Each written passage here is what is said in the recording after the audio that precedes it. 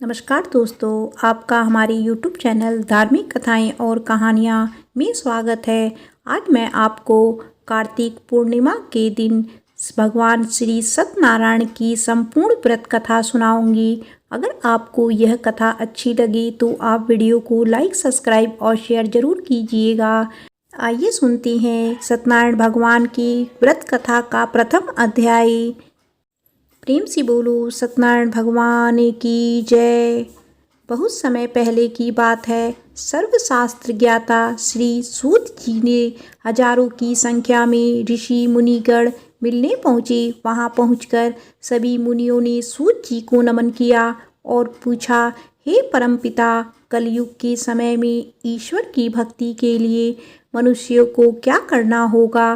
कलयुग में उन्हें मोक्ष की प्राप्ति कैसे होगी?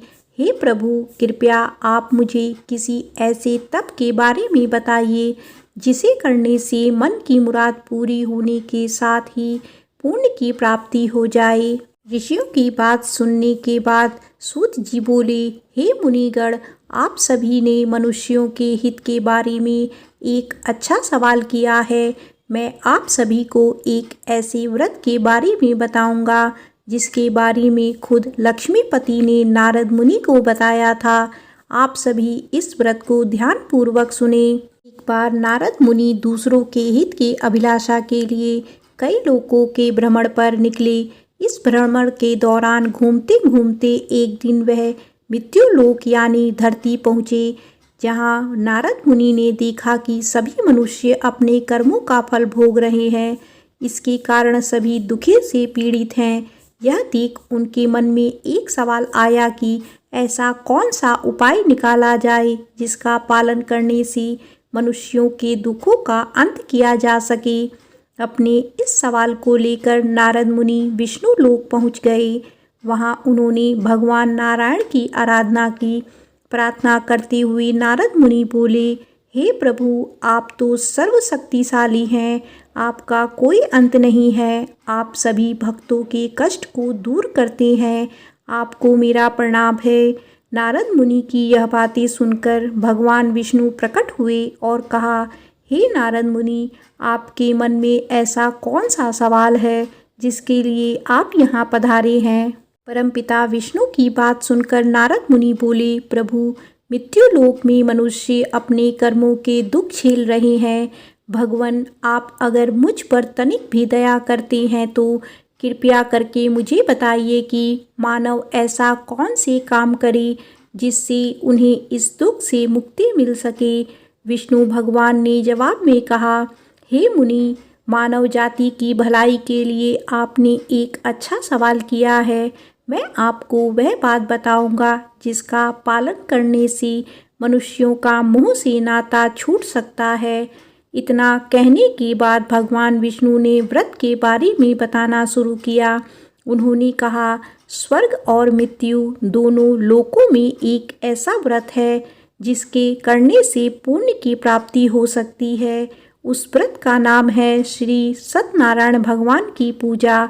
इस व्रत को पूरी विधि विधान से जो भी करेगा उसे सुख और मोक्ष की प्राप्ति होगी।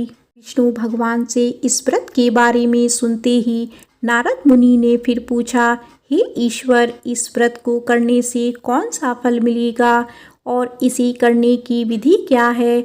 इस व्रत को सबसे पहले किसके द्वारा किया गया था और इस व्रत को किस दिन करना शुभ होगा? प्रभु, आप इन सभी सवालों के जवाब दें। नारद के सवालों का जवाब देते हुए भगवान विष्णु कहते हैं, दुखों को दूर करने वाले इस व्रत को करना बहुत आसान है। इसको करने के लिए मनुष्यों को पूरी भक्ति से शाम के समय ब्राह्मणों के साथ श्री सत्यनारायण भगवान की पूजा करनी होगी। इसके लिए सबसे पहले भोग तैयार होगा। भोग के लिए दूध, केला, घी और गेहूं के आटे को 1/4 भाग लेना होगा। गेहूं नहीं है तो उसकी जगह साठी के आटे का प्रयोग किया जा सकता है। फिर शक्कर और गुड़ सहित सभी खाने योग्य पदार्थों को मिलाकर भगवान को भोग लगाना होगा। व्रत रखने वाले को भजन कीर्तन का आयोजन करना होगा। भक्ति में लीन होकर भगवान सत्यनारायण की अर्चना करनी होगी। इसके बाद व्रत रखने वाले को ब्राह्मणों और सभी परिजनों को भोजन कराना चाहिए। इसके बाद व्रत रखने वाला खुद भोजन करेगा। इस तरह पूरी विधि के साथ सत्यनारायण भगवान की पूजा करने से मनुष्यों की हर इच्छा पूरी हो सकती है। साथ ही यह कलयुग में मोक्ष प्राप्त करने का एकमात्र सरल उपाय है। इस तरह श्री सत्यनारायण कथा का पहला अध्याय पूरा होता है। प्रेम से बोलो श्री सत्यनारायण भगवान की जय। श्री सत्यनारायण व्रत कथा का द्वितीय अध्याय। ऋषि मुनियों को नारद और भगवान विष्णु की कहानी सुनने के बाद श्री सूत जी ने कहा, हे मुनिगण, जिस व्यक्ति ने सबसे पहले इस व्रत को किया था, मैं उसके बारे में भी आप लोगों को बताता हूँ। ध्यान से सुने। एक समय की बात है, सुंदर काशीपुरी नामक नगरी में एक बेहद गरीब ब्राह्मण रहता था। भूखे प्यासे वह ब्राह्मण भोजन की इच्छा के लिए धरती पर भ्रमण कर रहा था। यह देख एक दिन सत्यनारायण भगवान खुद बूढ़े ब्राह्मण के रूप में धरती पर आए और उन्होंने उस गरीब ब्राह्मण के पास जाकर पूछा, आप रोजाना इतना उदास मन लेकर इस धरती पर क्यों घूमते रहते हैं? ब्राह्मण ने जवाब में कहा, मैं एक गरीब ब्राह्मण हूँ और भिक्षा की तलाश में धरती पर भ्रमण करने को मजबूर हूँ। अगर आपके पास कोई ऐसा उपाय है जिसका पालन करके मैं अपनी गरीबी दूर कर सकता हूँ तो मुझे बताइए। इस पर बूढ़े ब्राह्मण ने कहा, तुम भगवान सत्यनारायण की आराधना करो। वह सभी के मन की मुराद को पूरी करते हैं। उनकी पूजा करने वाला हर शख्स दुख और कष्ट से दूर हो जाता है। इतना कहकर बूढ़े ब्राह्मण का रूप लिए सत्यनारायण भगवान अदृश्य हो गए। उनकी बातें सुनकर निर्धन ब्राह्मण इस व्रत को करने का उपाय सोचने लगा।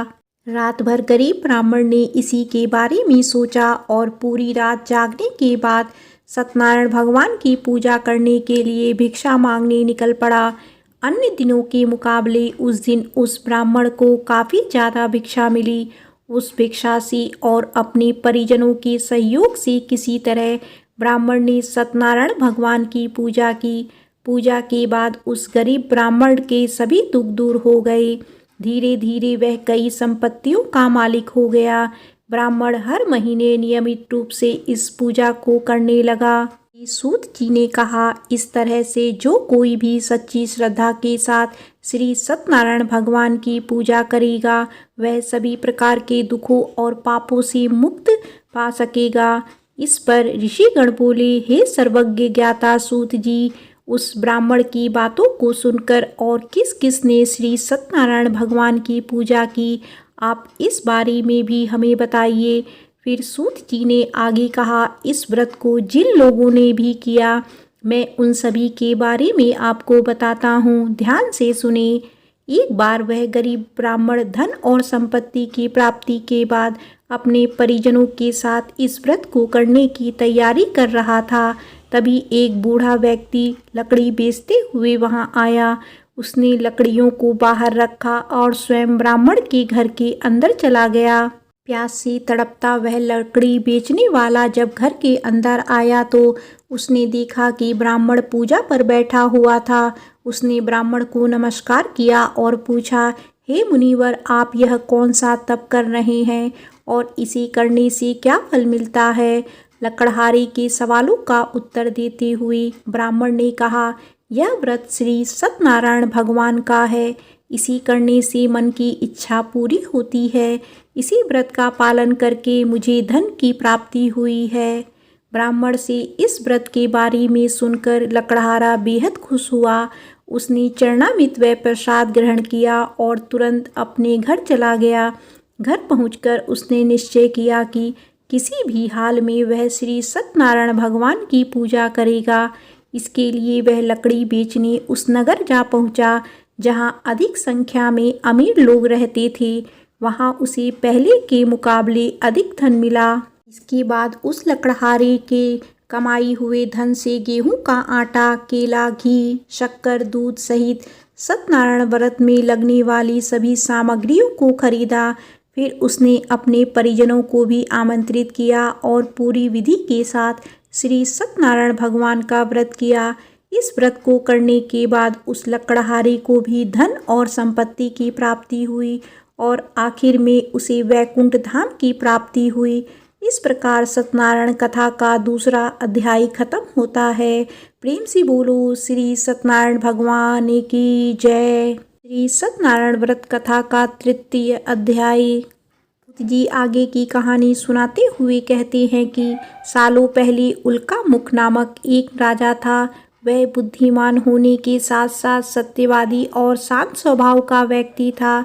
वो रोजाना मंदिरों में जाकर गरीबों को धन दान करके उनके दुखों को दूर करता था। राजा उल्कामुख की पत्नी कमल के फूल के समान थी। उन्हें पवित्र स्त्री माना जाता था। एक बार राजा उल्कामुख और उनकी पत्नी ने भद्रशिला नदी के किनारे श्री सत्यनारायण भगवान की पूजा की। तभी वहां साधु नाम का एक वैश्य पहुंचा। उस वैश्य के पास व्यवसाय करने के लिए काफी धन था। उसने जब राजा और उसकी पत्नी को व्रत करते देखा तो वह वहीं रुक गया। फिर उसने विनम्रता पूर्वक पूछा, हे महाराज, आप कौन सा व्रत कर रहे हैं? राजा ने जवाब दिया, मैं अपने परिजनों के साथ पुत्र की प्राप्ति के लिए श्री सत्यनारायण भगवान की पूजा कर रहा हूँ। इस पर साधु ने पूछा, क्या आप मुझे भी व्रत करने की विधि बताएंगे? मुझे भी संतान प्राप्ति की इच्छा है। साधु की बात सुनकर राजा ने उसे सत्यनारायण भगवान के पूजन की सारी विधि बताई। इसके बाद साधु अपने घर की ओर निकल पड़ा। पहुंचकर साधु ने अपनी पत्नी लीलावती को श्री सत्यनारायण व्रत के बारे में बताया और कहा, मुझे जब संतान की प्राप्ति होगी तो मैं इस व्रत को करूंगा। कुछ दिन बाद सत्यनारायण भगवान की कृपा साधु की पत्नी लीलावती पर बरसी और वह गर्भवती हो गई। आगे चलकर उसने एक पुत्री को जन्म दिया। लीलावती की पुत्री कब बड़ी हो गई यह पता ही नहीं चला। उसके माता पिता ने उसका नाम कलावती रखा था। कुछ दिन बीतने के बाद कलावती की माता ने साधु को उसका वचन याद दिलाया। उसमें उसने संतान प्राप्ति के बाद श्री सत्यनारायण भगवान की पूजा करने की बात कही थी। लीलावती ने कहा, हे स्वामी, अब आपको अपने वचन को पूरा करने का समय आ गया है। इस पर साधु ने कहा, हे प्राण प्रिय, मुझे अपना वचन अच्छी तरह से याद है। उस वचन को मैं अपनी पुत्री के विवाह के अवसर पर पूरे विधि विधान के साथ करूंगा। पत्नी को पूजा का आश्वासन देकर अगले दिन साधु नगर की ओर चल पड़ा। कुछ समय बाद जब कलावती शादी योग्य हो गई तो साधु ने एक दूत को बुलाया और उसे अपनी पुत्री कलावती के लिए एक योग्य वर ढूंढने का आदेश दिया। साधु का आदेश पाकर दूत कंचन नगर की ओर गया और वहां से एक योग्य वर लेकर आया। उस लड़के को देखकर साधु ने अपनी पुत्री का विवाह उससे कराने का फैसला किया। उसने तुरंत अपने परिजनों को आमंत्रित किया और अपनी पुत्री का विवाह उस योग्य लड़के से कर दिया। शादी के दौरान भी साधु ने श्री सत्यनारायण भगवान की पूजा नहीं की। साधु का यह रवैया देखकर श्री सत्यनारायण भगवान गुस्से में आ गए और उन्होंने साधु को अभिशाप दिया कि उसके जीवन से सब सुख समृद्धि दूर हो जाएगी। इधर अपने कार्यों में व्यस्त साधु अपने दामाद के साथ चंद्रकेतु राजा के नगर में व्यापार करने पहुंचा।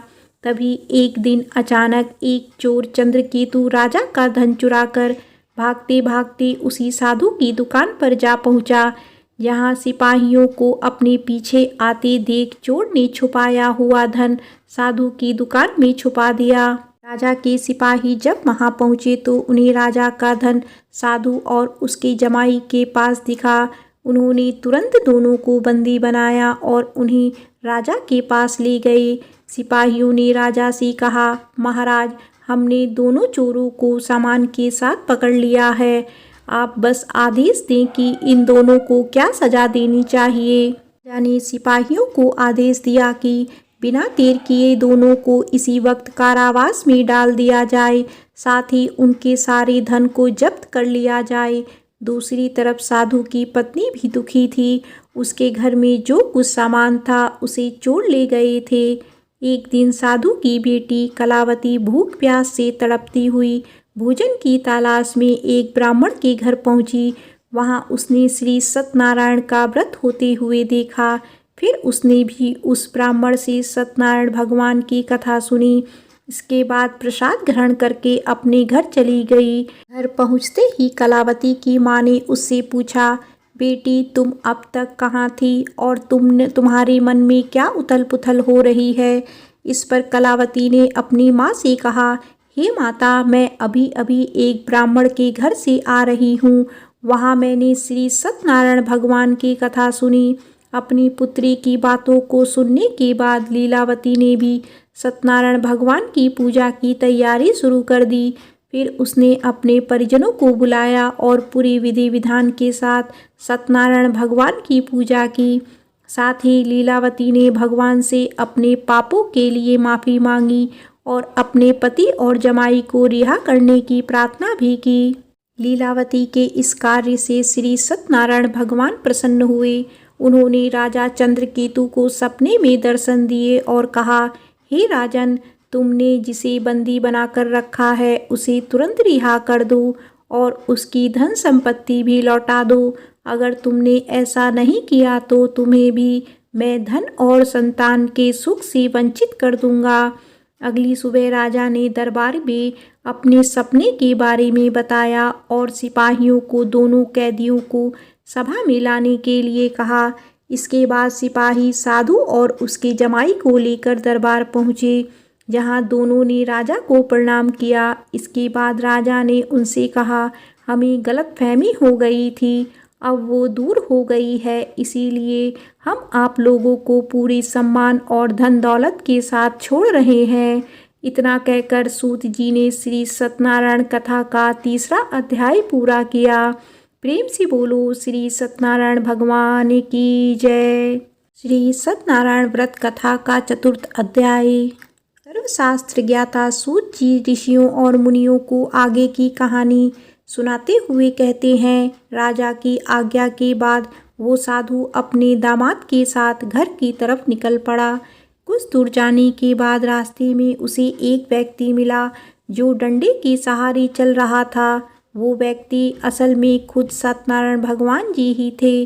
उन्होंने उनसे पूछा, हे साधु, तुम्हारी नौका में क्या है। यह सुनकर वैश्य हंस पड़ा और अभिमान भरे स्वर में उसने कहा, हे सज्जन, आप मुझसे यह प्रश्न क्यों कर रहे हो। कहीं आपको मुझसे धन लेने की इच्छा तो नहीं है। अगर ऐसा है तो मैं बता दूं कि मेरी नाव में तो आपको केवल बेल और पत्ते ही मिलेंगे। वैश्य की इस कठोर बोली को सुनकर भगवान ने कहा, ईश्वर करे तुम्हारी वाणी सच हो जाए। ऐसा कहकर वे कुछ दूर समुद्र किनारे जाकर बैठ गए। अब उस वैश्य साधु ने जब अपनी नाव की ओर देखा तो वह दंग रह गया। उसकी नाव में रखे सारे वस्त्र और आभूषण बेल और पत्तों में बदल गए। यह देख वैश्य बेहोश हो गया। कुछ समय बाद जब उसे होश आया तो वह बहुत दुखी हो गया। तभी वैश्य के दामाद ने कहा, पिताजी, आप चिंतित ना हो, यह सब उसी व्यक्ति के अभिशाप की वजह से हुआ है। हमें बिना देर किए उनके चरणों में गिरकर माफ़ी मांग लेनी चाहिए, तभी जाकर हमारा यह दुख दूर हो सकेगा।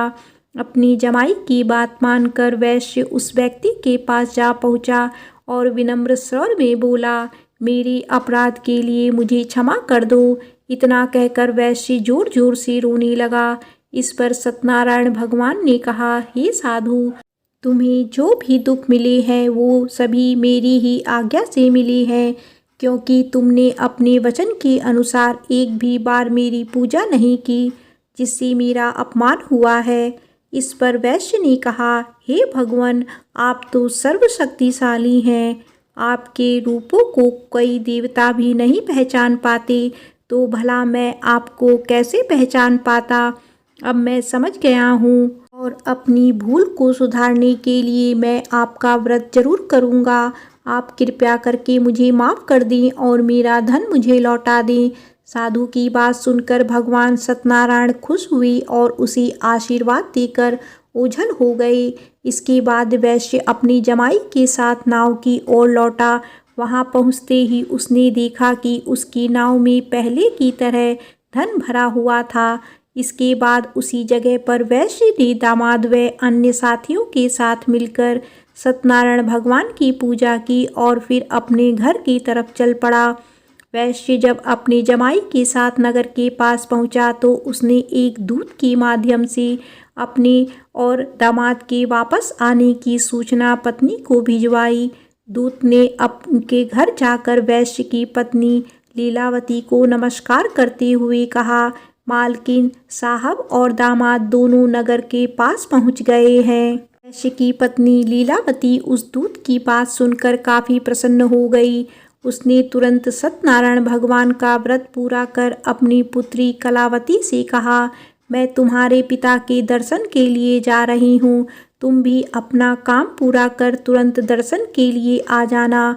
अपनी माता की बातें सुन कलावती भी प्रसन्न हो गई और जल्दबाजी में सत्यनारायण भगवान की कथा का प्रसाद छोड़कर अपने पति और पिता से मिलने चली गई। कलावती द्वारा प्रसाद का अनादर देख भगवान सत्यनारायण एक बार फिर से नाराज हो गए। क्रोध में आकर उन्होंने नाव सहित कलावती के पति को पानी में डुबो दिया। जैसे ही कलावती वहां पहुंची उसने देखा कि उसका पति वहां नहीं है तो वह बेहद दुखी हुई और जोर जोर से रोने लगी। वैश्य अपनी जमाई को डूबता देख एक बार फिर से सत्यनारायण भगवान का स्मरण करने लगा। उसने प्रभु से प्रार्थना की और कहा, हे ईश्वर, कृपा करके मेरी परिवार से हुई भूल को माफ़ कर दें। साधु की प्रार्थना सुनकर सत्यनारायण भगवान ने कहा, हे साधु, तुम्हारी बेटी ने मेरी प्रसाद का अपमान किया है। यही कारण है कि उसका पति यह दंड झेल रहा है। अगर वह वापस घर लौटकर मेरी प्रसाद का सेवन करती है तो उसका पति सकुशल वापस लौट आएगा। इतना सुनते ही कलावती तुरंत घर के अंदर जाती है और प्रसाद का सेवन करती है। प्रसाद खाने के बाद जब कलावती दोबारा अपने घर के बाहर आई, अपने पति को सही सलामत पाया। इसके बाद साधु एक बार फिर से अपने परिजनों के साथ मिलकर पूरे विधि विधान के साथ श्री सत्यनारायण भगवान का व्रत करता है। पूजा के बाद वह सुखी सुखी अपना जीवन व्यतीत करता है और अंत में वह इस लोक का सुख प्राप्त कर स्वर्ग लोक चला जाता है। इस प्रकार श्री सत्यनारायण भगवान की व्रत कथा का चौथा अध्याय समाप्त होता है। प्रेम से बोलो श्री सत्यनारायण भगवान की जय। श्री सत्यनारायण भगवान की व्रत कथा का पंचम अध्याय। सत्यनारायण कथा के पांचवें और अंतिम अध्याय में सर्वज्ञाता सूत जी ऋषि और मुनिगणों को एक और कहानी सुनाते हैं। यह कहानी तुंगध्वज नामक एक राजा की थी जो प्रजा पालन में व्यस्त रहता था। कुछ समय बाद राजा तुंगध्वज अपने नगर के पास के जंगल में शिकार के लिए निकले। शिकार के बाद राजा एक पेड़ के पास विश्राम करने के लिए रुके, जहां उनकी नज़र कुछ लोगों पर पड़ी जो पूरे विधि विधान के साथ भक्ति में लीन होकर श्री सत्यनारायण भगवान की आराधना कर रहे थे। हमेशा की तरह अपने अभिमान में चूर राजा तुंगध्वज उस पूजा में शामिल नहीं हुआ और ना ही भगवान को नमन करना जरूरी समझा। वह मौजूद लोगों के राजा को रोककर भगवान का प्रसाद भी दिया, लेकिन तुंगध्वज ने प्रसाद का अपमान करते हुए उसे लेने से मना कर दिया। कुछ समय बाद राजा तुंगध्वज अपनी नगरी पहुंचा तो देखा कि उनके प्रदेश में सब कुछ बर्बाद हो चुका था। पूरा नगर तहस नहस देख राजा तुरंत समझ गया कि यह सब सत्यनारायण भगवान के प्रसाद का अपमान करने का फल है। वह तुरंत उसी जंगल की ओर गया और बिना किसी देरी के उस पूजा में शामिल होकर भगवान का प्रसाद भी खाया। इसके बाद जब राजा तुंगध्वज दोबारा अपने नगर की ओर चल पड़े, वहां पहुंचकर उन्होंने देखा कि श्री सत्यनारायण भगवान की कृपा से सब कुछ पहले जैसे व्यवस्थित हो चुका था। इसके बाद राजा तुंगध्वज ने लंबे समय तक सुख और समृद्धि के साथ अपना जीवन व्यतीत किया और फिर मृत्यु के बाद उसे स्वर्गलोक की प्राप्ति हुई। इस कहानी के बाद सूत जी ऋषियों को कहते हैं कि हे मुनिगण, इस संसार में जो भी मनुष्य श्री सत्यनारायण भगवान के व्रत को करेगा उसकी सभी मनोकामनाएं पूर्ण होगी। इस पूजा को करने से गरीब को धन की प्राप्ति, निसंतान को संतान का सुख प्राप्त होता है। वहीं मनुष्य अपनी मनोकामना पूरी होने के बाद जीवन के आखिरी वक्त में वैकुंठ धाम को चला जाता है। आगे सूत जी कहते हैं कि मैं अब आप सभी को इस व्रत को करने वाले लोगों के दूसरे जन्म के बारे में भी बताता हूँ। दूसरे अध्याय के वृद्ध ब्राह्मण ने अगले जन्म में सुदामा के रूप में जन्म लिया और मोक्ष की प्राप्ति की। वहीं दूसरे अध्याय के लकड़हारे के निषाद के रूप में जन्म लेकर मोक्ष की प्राप्ति की। के अलावा तीसरे अध्याय के उल्कामुख राजा ने दशरथ के रूप में वैकुंठ की ओर प्रस्थान किया। चौथे अध्याय के साधु नामक वैश्य ने मोरध्वज के रूप में अपने पुत्र की तरह से मोक्ष की प्राप्ति की। वहीं पांचवें यानी अंतिम अध्याय के तुंगध्वज राजा ने भगवान की भक्ति में लीन होकर मोक्ष की प्राप्ति की। इस प्रकार श्री सत्यनारायण कथा का 5वां अध्याय संपन्न होता है। प्रेम से बोलो श्री सत्यनारायण भगवान की जय।